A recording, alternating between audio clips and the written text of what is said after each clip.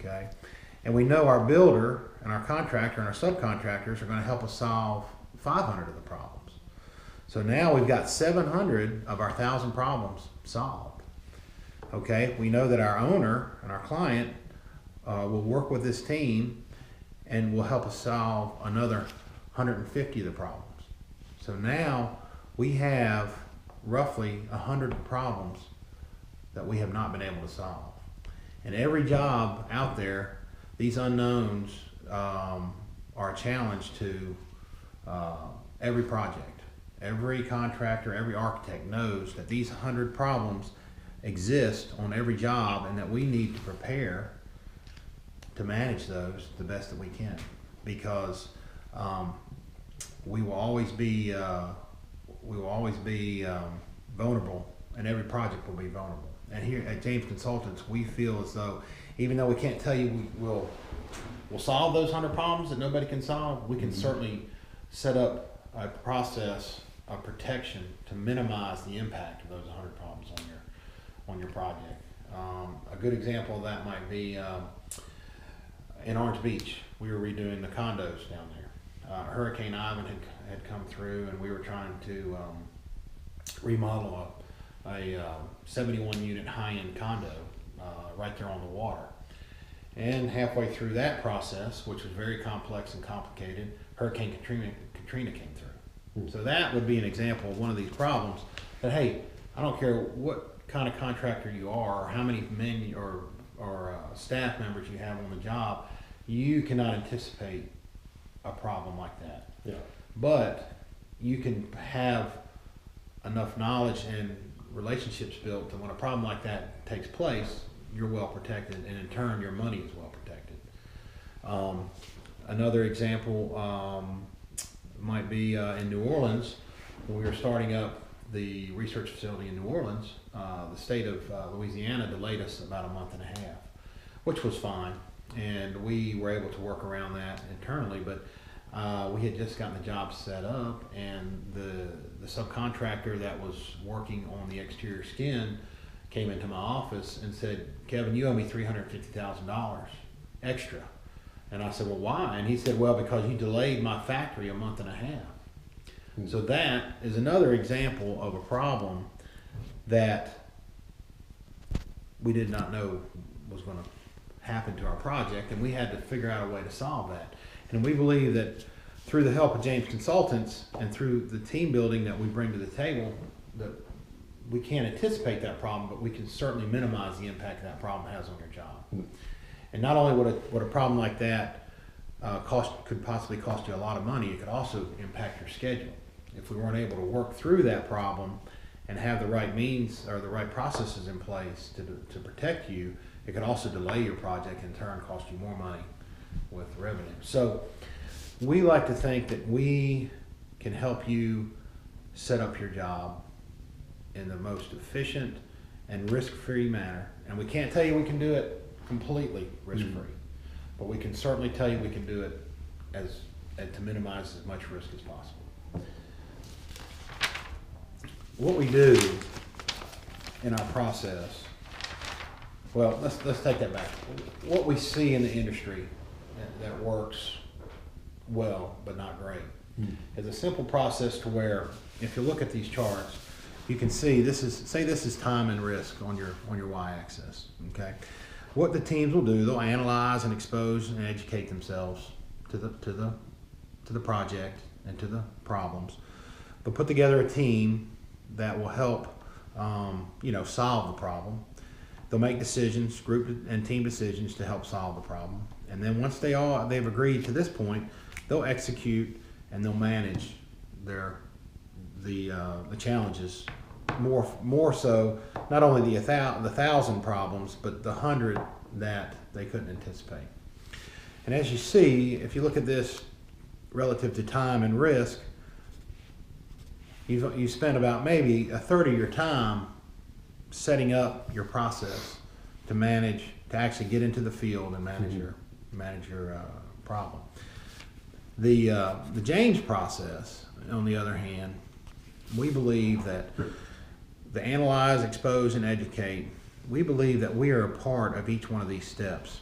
and our investment and our experience and our education, we put a lot more energy and time into the first 4 steps of analyzing, discovering, deciding, and executing in a form of additional protection. We want to build your building here before we build it in the field.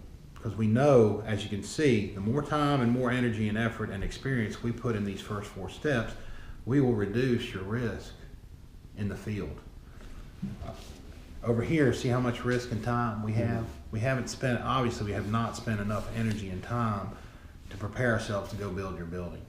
Over here, it might cost a little bit more money here and a little bit more time here to build our first 4 steps, but obviously we have reduced our risk and unknowns when we actually get out into the field. Let's take a simple a ladder to get up on your roof so you can go perform maintenance on your equipment. Mm-hmm. If we can find that problem here and learn that, hey, first of all, the ladder's in the way of the heating unit or the rooftop unit. Second of all, hey, we forgot to even put a hole in the roof to let the ladder come through. Mm-hmm. And also, we know that you don't really need access, or you're going to need access to these other 2 roofs because you're not safely get across these roofs. Something simple as that. If we can find that in the James process over here, it might cost $100 to fix.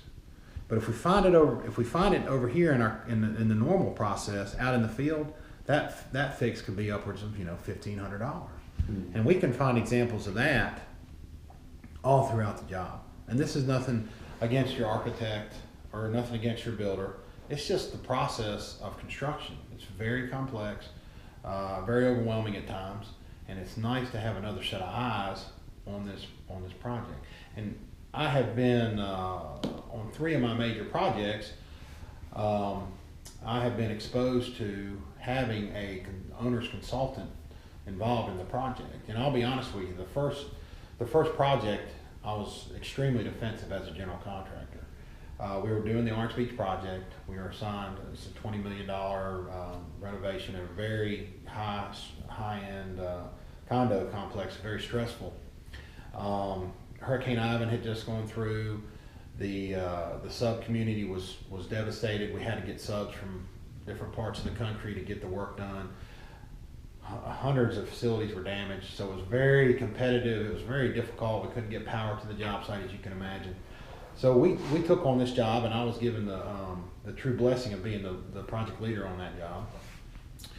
And as we were setting up the contract, it became very obvious that we were going to have a owner's representative in our trailer pretty much every day. And I was very concerned about that. Mm. That is like having your mom go with you on prom. It's pretty scary, So you're like, oh dang, this guy's gonna be. He's gonna be going to lunch with me. He's gonna be going to the bathroom with me. He's gonna know when I go out to have a smoke. He's gonna be in my environment, and it's gonna be almost like having a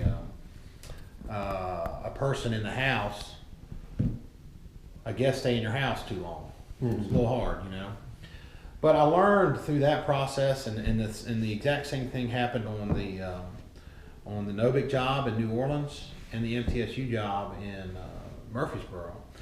On each of these major projects, the client brought on board a single person to solely represent them in the process of the construction project.